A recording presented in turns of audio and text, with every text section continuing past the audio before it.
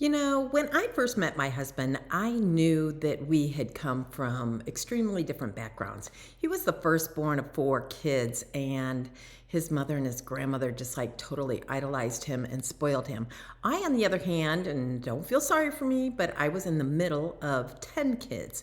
So I was number five, and I was kind of used to being just counted as a head and maybe, kind of like talked to as a group. And so the difference between he and I used to say is, you look in a mirror a lot. And he would say, you look in a mirror just as much as I do. And I would say, but the difference is you look in a mirror and you're like, yeah, I like what I see. I feel good about this. I'm going to go out and conquer the world. I look in the mirror a lot because I'm like, ooh, my hair doesn't look good today. My makeup is all wrong. What am I going to do? I only have 5 minutes and I got to go anyways. So the difference between Scott and me, I thought it was definitely doable, but I had no idea when we got married how those different backgrounds would come to be one of the hardest things that we had to unpack and try and deal with.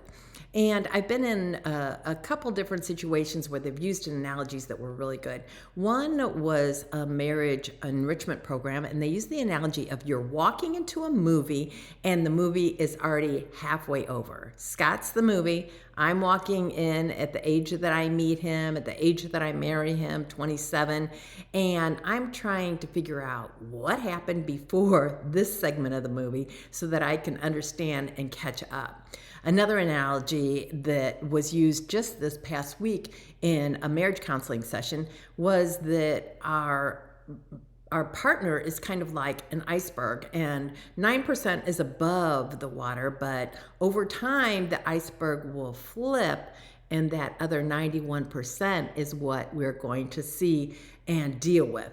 And it's not necessarily a negative thing, but it can be a very frustrating thing if you aren't aware of it. So if you hear things like, oh my gosh, I married my dad, or you sound just like your mom, or you sound just like my mom, or you're not my dad, or things like that, there's a pretty good chance that you're dealing with some of this stuff whether you know it or not.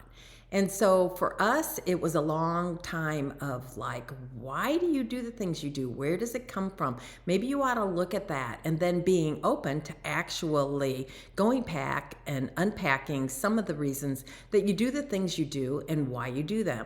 If you go into a marriage or a relationship and you haven't looked at any of this, a lot of times, at least for me, I was never being original. I was just doing what I'd seen or what I knew.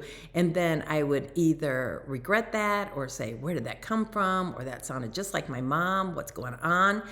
I would not be original of my own accord. I had to kind of look at it and then see what I wanted to keep and what I didn't want to keep. My mom and dad both had a lot of good qualities, but that isn't who I wanted to be when I showed up in my marriage. So I had to kind of decide who that woman was.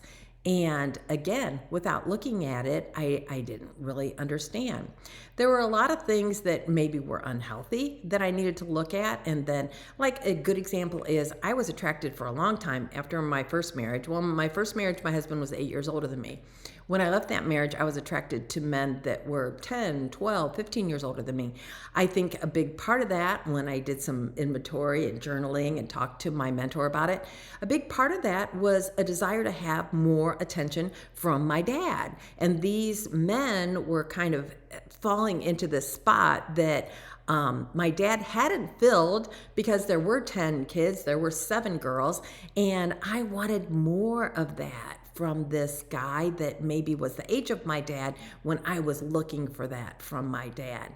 That is just a little small example of the kind of stuff that I brought into my adult life that I could act on, I could make decisions and choices on, but that they weren't coming from a very healthy place. I know that I am not responsible for everything that happened to me as a child or how I maybe perceived all the things that came at me as a child. You know, I was looking at them maybe through an 8-year old mind, a 10-year old mind.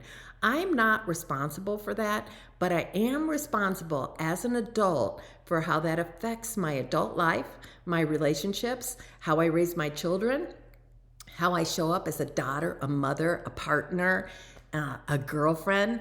So, the baggage that I bring to my life, we're going to unpack that one session at a time, and they will be titled, and I hope you will join me. But we are going to kind of look at how effective it can be to see why I do the things that I do, if I really want or appreciate those things, and if I don't, how I can, pick them apart, get to the bottom of them, divide, conquer, and then go on with what is healthy and what is going to work for me. So, unpacking some baggage. It sounds horrendous, but really it is quite a gift to give to yourself, so that after that is all done, the trip that I am taking is with the things that I really need, the things that I really want, and the things that are going to serve me. So, thanks for listening.